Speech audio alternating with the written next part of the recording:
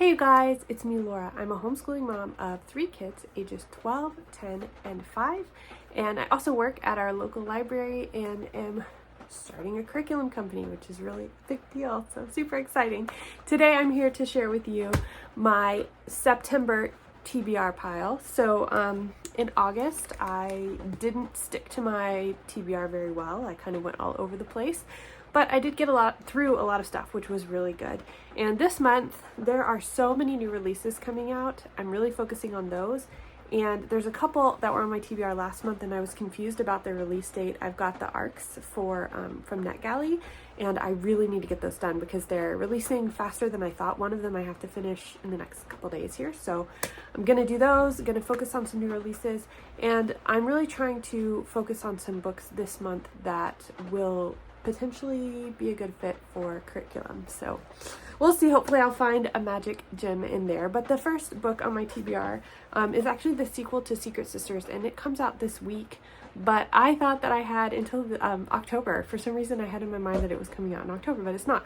So I have to read this in the next couple of days, the sequel. So the first book, The Secret School, is about Ida Bitson and how their teacher has to leave for a family emergency, and so there's no teacher, so school's going to get shut down, but she desperately wants to finish her 8th grade year so that she can go on to high school and become a teacher herself. So she very secretly, without anybody knowing, continues the school year, her and the kids, and they sneak in and do all of this. So it's a very, very, I loved this story. My family loved the story. We read it with our 1920s unit because that is when it takes place. So the next book in the series is Secret Sisters by Avi, and like I said, that comes out this week.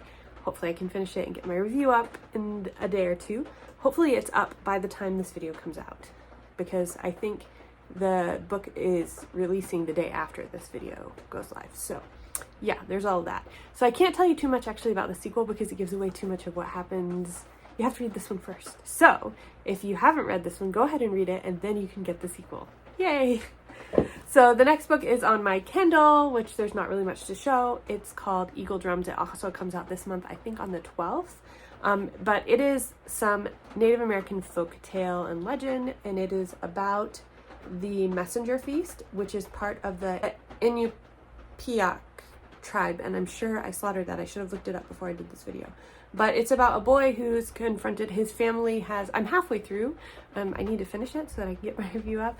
But it's about this boy who, his family has lost the 2 older brothers, and he's the last one left, and he goes out to gather some things for the family. And while he's gone, he's confronted by this eagle who turns into a human and gives him a choice to follow him or to die. Basically, he'll kill him. And so the boy goes with him.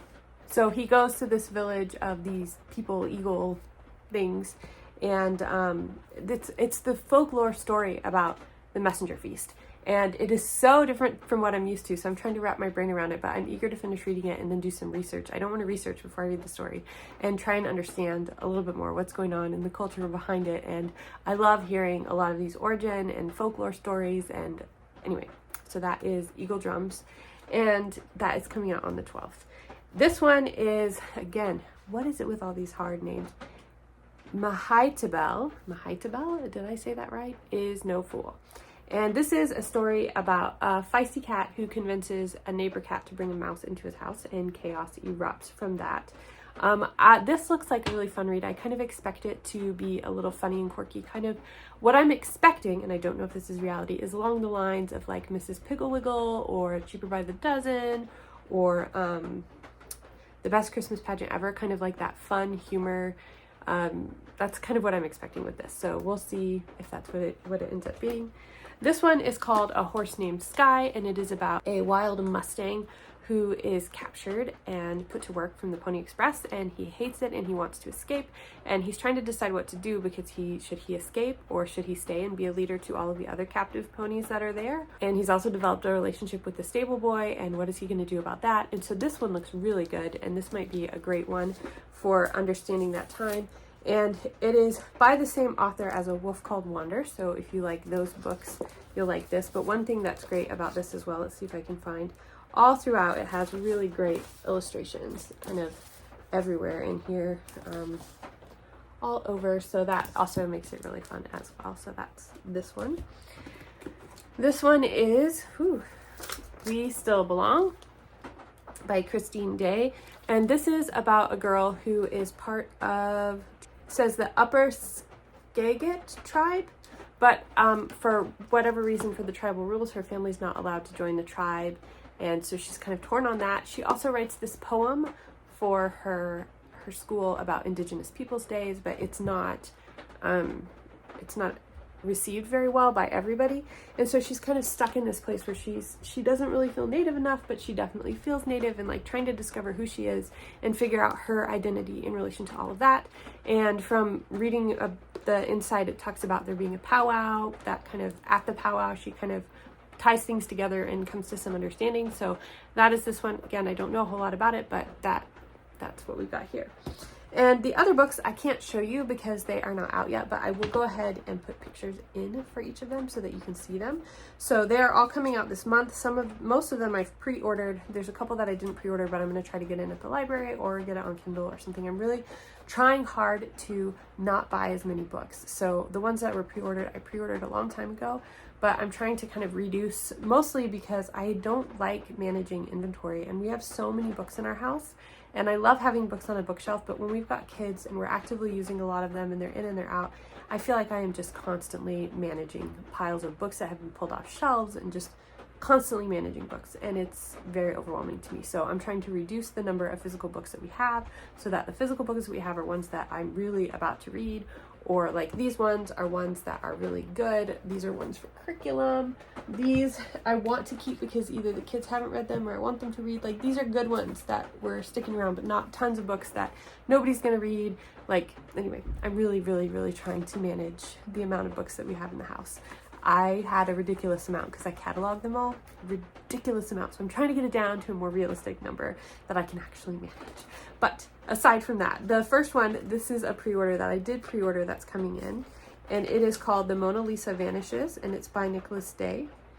And this one looks really fun. It is a narrative nonfiction that's written in like a fast-paced thriller style, and I'm guessing it's probably going to be something like the books by Stephen Shankin, and I absolutely love his books. But this is about when the Mona Lisa was stolen from the, guys, I can never say this name right, the Louvre, is that the right name? The museum in France. Anyway, so it's all about that story, but it's told in a very engaging, fast-paced way, and so I'm really excited about it. I think it's a great way to learn more about art history, about, you know, heists, all those kinds of things. So we'll see what that is like. The next one I got is Counting the Cost by Jill Diller. I really wanted to support her, and that is why I purchased that book. And I'm also, of course, interested in what it has to say. I may end up listening to it on audio, but I actually got a signed copy just because I felt like it. So that'll be coming this month. And then the next two are coming out this month, and I'm going to try to get them through the library, but if I can't, I might order them. I don't know. We'll see. So I might get them on Kindle. Don't know. But they are The Improbable Tales of Bakersville Hall by Ali Standish, and I have been so excited about this one. I was trying to get it on NetGalley, but I wasn't able to, and I'm so sad because it looks so good. So Ali Standish wrote Yonder, which I really loved, about World War II, only it was on the home front. That's what we used as our main book for our World War II unit. But this is about a young Arthur Conan Doyle, who I believe he wrote Sherlock Holmes, I think. I'm pretty sure. So he earns this spot at the secret school for extraordinary children, and they have this special club, and there's a lot of mystery and adventure, and it's very Sherlock Holmes-esque, but it's a great way to kind of set the stage for Sherlock Holmes for kids. And anyway, it just looked so good to me, and so I definitely want to read that. And like I said, I loved Ali Standish's last book, so I definitely had to give this a try, and it looks like this is going to be a series, which makes it even more exciting because kids can keep reading.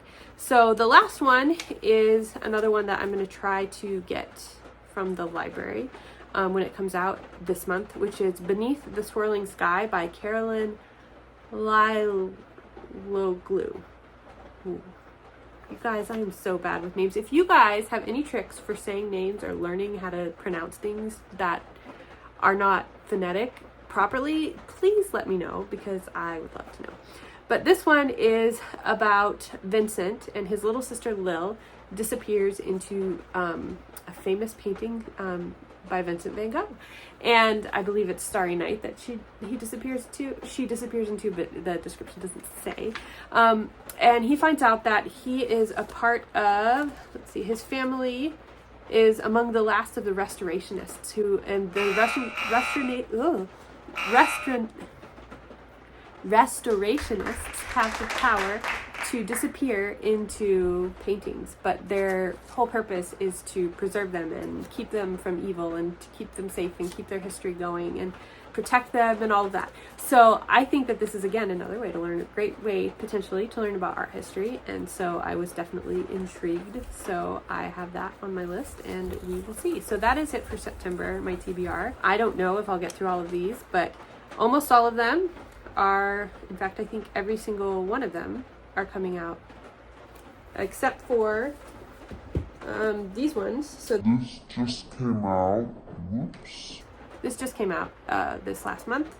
This just came out this last month. And this just came out this last month. So all of them either were released in August or are going to be released in September. And that is what I'm reading this month. It's different than what I usually do, but that's what I'm going for. So I'd love to hear what you guys are reading this month, or which one of these looks the most interesting to you. If you enjoy bookish, anything bookish hauls, bookish TBRs, bookish stuff, or homeschool related content, please feel free to subscribe. I would love to have you around the channel. And yeah, I think that's all I have for you guys today. I hope you have a great day. I'll talk to you later. Bye.